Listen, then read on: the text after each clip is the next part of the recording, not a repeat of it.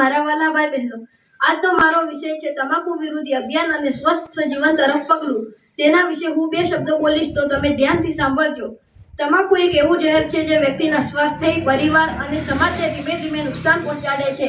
તમાકુના સેવનના કારણે વર્ષે લાખો લોકો જીવલેણ રોગોના ભોગ બને છે.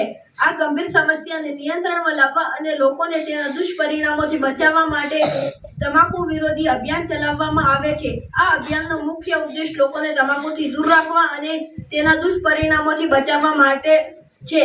પ્રેરિત કરવાનો છે. તમાકુના સેવનના ભયાનક પરિણામો.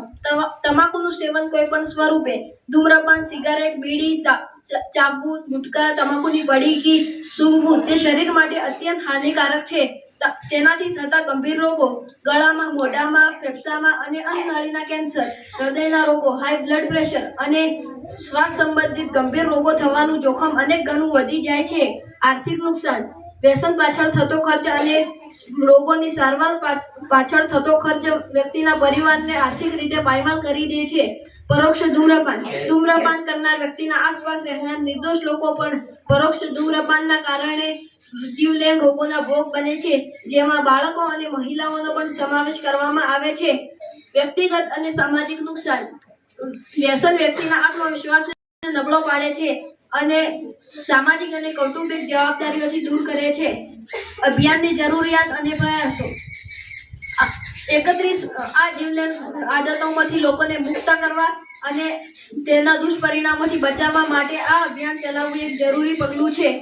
31મી મેના રોજ વિશ્વ તમાકુ નિષેધ દિવસ ઉજવવામાં આવે છે.